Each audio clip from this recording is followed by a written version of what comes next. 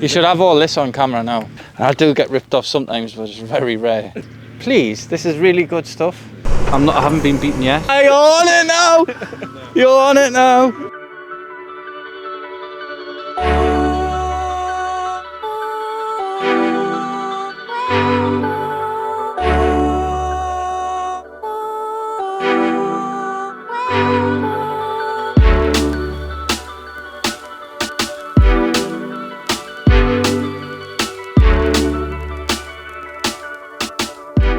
Hello everybody, welcome to weekly episode number 23. As you can see behind me, we're back on site at Barmoor. A bit of an important one this time. We are tarmacking this Friday. Today is Wednesday, so our tarmacker Alec is bringing the machines in. He's going to start the prep work Friday and then try and complete the job on Monday. We are just excavating the roads and the car parks now, so we're a little bit pushed on time. However, it's been a productive week. We've commissioned our gas services to these pitches, the water. We've got all the services in as well as that, and we are waiting on the electric. We've also topsoiled right the way around the pond and the liner and in between the pitches. So now it's just excavations for car parks and roads. So we're cracking on as much as we can. The weather is on our side.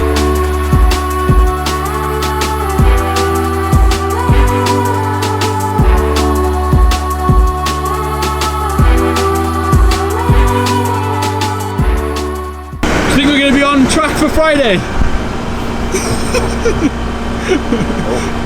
Really? It's a lot tidier than when I last saw it. It's a lot tidier than when I last saw it, yeah. But that's Jamie all over. Once everything done yesterday. When you're doing these sort of things, you have to think about like the whole operation. And it's not like building a house where you build a house and you have a car park and that's it. We have to think about always having immediate access if someone wants to change the holiday home or you've got works to do. So if we were to put a van on this pitch, I'll pull it through there and push it up and get it on. So I want to make the car park obviously accessible for the customer and their day-to-day use of the home, but equally a benefit to us. So when we're siting vans, we're constantly on the hard material. So that's when we're marking out this morning and we're trying to think about what we're doing and how it's going to be usable.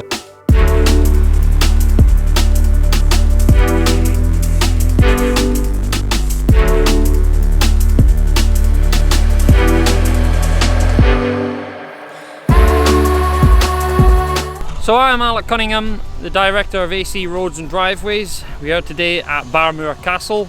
Jamie, a long-term friend. We've worked for Jamie over the last 7 years now. We've probably laid around about 3,000 to 4,000 tonnes. I've lost count, it's been that much. So today we are laying the base course and top course on this small development Jamie's been working on over the Christmas. Today we'll be using around about 120 to 130 tonne. We will have a balance. We've got the first layer done now. That's AC 20mm base course.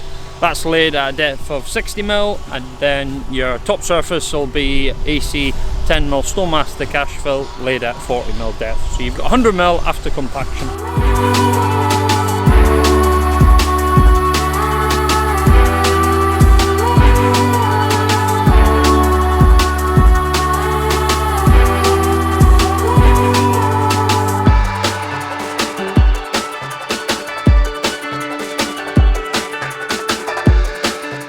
This is a Vogel 1303i paver, Barber green, tar laying machine. Everybody seems to have a different phrase. This machine it was 3-year-old last week in fact. Cost wise 180 grand, 200,000. So this is our second paver. It's been a great machine so far, so couldn't live without it.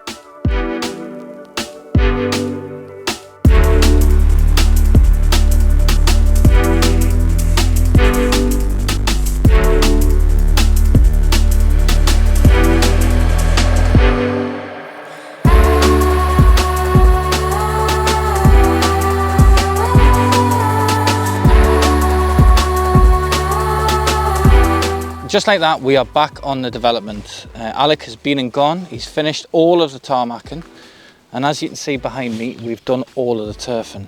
This was a bit of a different process for me. I usually buy all of my turf from a supplier in Northallerton, and he'll deliver it and then we'll lay it.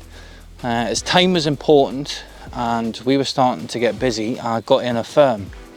Now, as I say, this was fairly unusual and I felt a bit strange about it. However, they came in as the ground was already prepared by us, and they absolutely blitzed the job. I think they were done this on this whole area 1,200 meters in 3 days. So I'm over the moon with how it looks. And believe it or not, I don't know if you can see from some of the hoses lying around, we've been watering turf in February. I suppose it's fairly believable when you see these blue skies today and how nice it is, but it's definitely been a one where I have to think about every day what the weather's like and what our next jobs are, and keeping an eye on this turf. And other than that, we're just about complete. But my biggest thing, and the whole thing that's this development's been around, is the pond. And because of this dry spell, I haven't really had any more water in it. What you see there now is just as it was when we did the day's pumping from the other pond to this one. Now you can see some bubbles. Now I've had the waders on and I've walked through it just to check that that wasn't water lying underneath. When we scraped the pond and actually finally got it down to the base level of what it was and saw what material we were working with, I'm adamant I saw seams of coal. Now I've found coal all over the place here when I've done trenches or I've built bases, whatever, but it's predominantly like up on the hill and up onto the crest and over towards the moors. And this place was built on coal mines. There was multiple coal mines on the estate, so it makes sense that there's a little bit of ground gas in there. Now the more water we'll get in, that'll displace and the bubbles will push out and it'll disappear. I've had it before on other ponds. They've all had a bit of a bubble in them. I've never really had a dry spell like this, where especially in the winter when you expect high volumes of water, where I'm desperate for it and I could really do with it filling up. So I'm standing on top of the pumping station here. The development, if you'd split it in half, it falls to this pumping station. Now the reason we had to do this is the nearest sewerage point from here was 600 mil higher than ground height. So because of the levels, we've had to fall it to here, catch it and then pump it away. This isn't a big pumping station. We've got 10 times the size of this on the park, but it's enough to service this little development. Now it's the first time, well, I've done all the groundworks for the previous ones, but this is the first time we've dug the hole, concreted it, installed it and then poured a jacket around it. So we're just waiting for RA Dalton to come and do the connections with it. So basically we need an electric connection. The pumps will sit inside this, it'll build up to a certain height, it'll have floats in it. The floats will then register what height it's at, activate it and pump it away. Day-to-day stuff for us. We do this all the time. We keep an eye on them, manage them. As I've talked about in previous videos, I like to be on top of things like that, although it's the dirty work and everyone says I've always been full of what this is full of. It's the important stuff. That's where you could get in trouble with the Environment Agency, and I always like to be on top of things.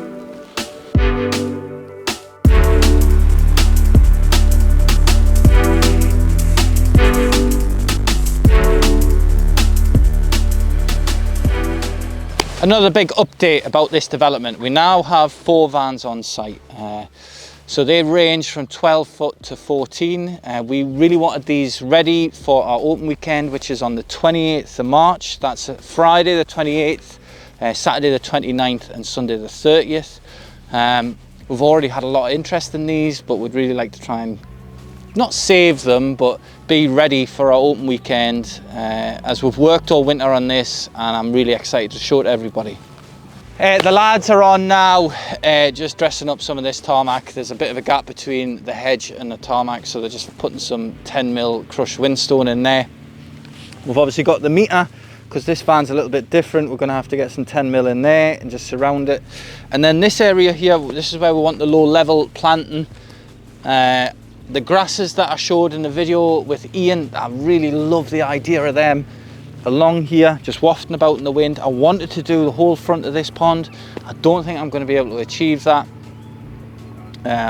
So I'm sticking to sections of it. So here and probably the far end, so there's a little bit of symmetry. But I want some, because this car park is quite close to the edge of the pond, I want to get some really big bits of stone and just position them that if in case someone was parking the car and they slipped on the pedal, it doesn't jolt forward and go into the pond. So there's always a provision of safety. But they're all the little touches up that we've got to do. I want to, as we said with the planting, continue the hedge all the way along here and give a screen and like a visual, like a green wall with that cherry tree poking through the top in sectional planting. So hopefully there's like a mirror image on the pond. I want to get it filled first, then get the fountain in, but all of these things are out of my hands. I'm waiting on the weather.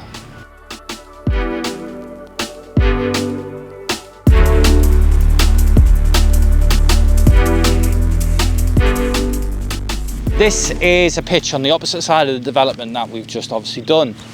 This pitch was built before my time, and it used to face sort of south. Now, obviously everyone wants south facing pitches. However, where this one was located, it's on the main drive and everyone could drive down the drive and look straight in the living room. I didn't really like that. So I'm gonna turn it and face it into the pond. Obviously the view's a lot better. But for me, like everyone wants a south facing, or they think they do, until they get one. And if the dog owners, and it's a beaming hot day in the middle of the summer, the dogs can't hide anywhere. They're always in the heat. And they'll tend to find they prefer a north-facing pitch where they can sit on the deck and enjoy the heat, but then the dog or themselves can go inside, enjoy a bit of shade, look at a view. So I think this will work for an option for some of our customers as well. This is another area I want some low-level planting. Obviously the road curves around the back of this van, and it's quite close to the corner of this van. So I'm going to position a couple of big stones again here and make a feature out of them with some planting, just that it's another provision to keep cars away from people's homes and make it look smart. So it's not just a green carpet, there's a breakup in that and make it look softer. As you can see, we're walking along our tarmac. Young Alec came in and he blitzed this job in a fair time. He's a good lad. I have to keep him right because he's just young and he nearly made a few mistakes, but it's all right, I'm on site. He could have done a better job and he could have charged us less, but it is what it is.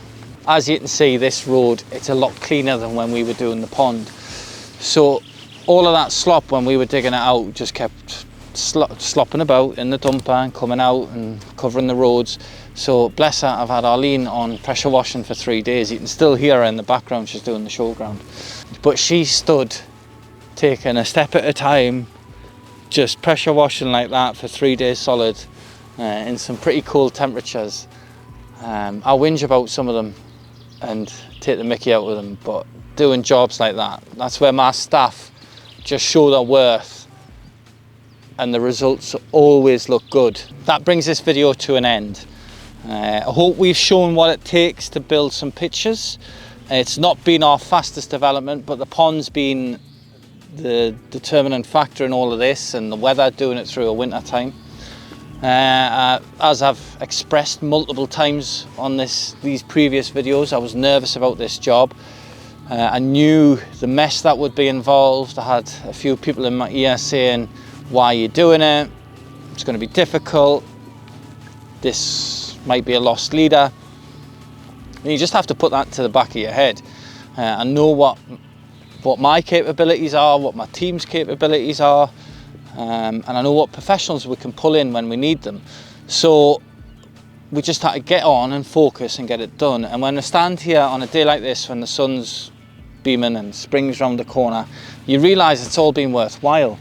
That's the ducks playing in the pond there. Yeah, so I've got to thank everyone that's been involved, all the professionals that we've pulled in, all of my team, and everyone else's patience for when we've been doing the works. If you haven't already, please don't forget to like and subscribe, and I'll see you on the next video. Thank you.